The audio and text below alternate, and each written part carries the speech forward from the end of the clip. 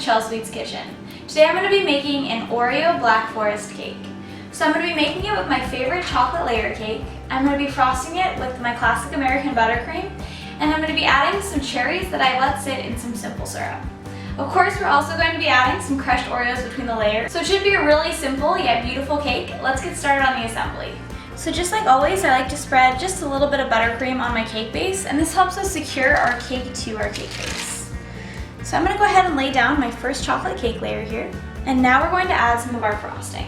I'm going to just dollop it into the center of the cake, and then I'm just going to very gently work it out towards the edges. So now that we have our frosting on, I'm going to go ahead and spoon on some of our cherries. So I'm just going to kind of push some of the cherries to the edge. So now I'm also just going to add some crushed Oreos to this. And this is going to help add another layer of flavor and of texture.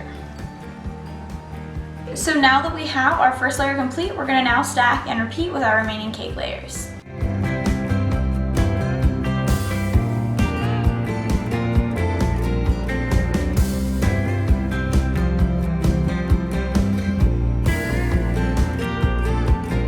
So now we're just going to apply a thin crumb coat around the cake. And this is going to help trap in any loose crumbs or any of that cherry juice that's running over the sides. I always like to start by adding a lot of frosting to the top of my cakes and then to kind of work my way down. So we're just going to fill in between all of these layers and get a nice thin layer of frosting. So now we're just going to kind of work our way around the sides and then work our way down to the base of the cake. And it's okay if you do get any crumbs in this or juice, don't worry about it. We're going to be adding a second layer that's going to cover it up. Now that our frosting is pretty evenly spread around our cake, I'm going to go ahead and use my bench scraper to really make sure that it's nice and smooth. So this step is optional if you don't have a bench scraper, but it really helps make the second layer of frosting a lot smoother. So I'm going to go ahead and just make sure that my cake bench is nice and level to my cake base. And I'm just going to gently spin the cake around. I'm going to go ahead and scrape my excess frosting into a bowl. Now that our sides are smooth, we're going to go ahead and smooth our top just by gently pulling in towards the center. And again, this layer does not have to be perfect. You just want to get it pretty smooth so that way applying our second layer of frosting is nice and easy. Then we're going to do one more spin to make sure the top is nice and level. So now that our crumb coat is on and our cake is fully coated, we're going to go ahead and pop this into the freezer to chill for about 5 minutes. So now that our crumb coat is nice and firm to the touch, we're going to go ahead and add our second layer of frosting using the same technique as before. If you want to see a full tutorial for how to frost a cake with perfectly smooth sides, you can go ahead and click on the link above, which will take you to my full tutorial that shows all of my tips and tricks. Now that our frosting is nice and smooth, we're going to go ahead and transfer our cake onto a large baking sheet so that we can easily cover it with Oreos and bits of chocolate. And this baking tray is just going to help us catch all of the excess Oreos that are going to run off while we're covering the cake. So I'm going to very gently pick up a handful of Oreos, and I'm just going to go ahead and press it into the frosting.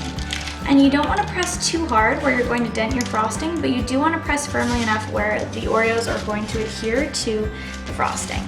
So it's just a gentle yet firm touch. So we're going to go ahead and work our way all the way around the cake. Now that our cake is fully covered in Oreos, we're going to go ahead and just gently press all around the cake to make sure that all of the Oreo chunks are nice and secure in our frosting. So next, we're going to go ahead and also press some bits of chocolate around the base just to really give it a fun border. Now that we have all of our Oreos and our chocolate bits around our border, we're going to go ahead and place some Oreos around the top of our cake. And I'm going to go ahead and just line the whole perimeter of the cake. Now that we have all of our Oreos on our cake, I'm going to go ahead and pipe on some swirls using a Wilton 1M tip. And this is a chocolate buttercream. So I'm going to make some really nice big swirls here because we're going to be putting some really juicy cherries on top.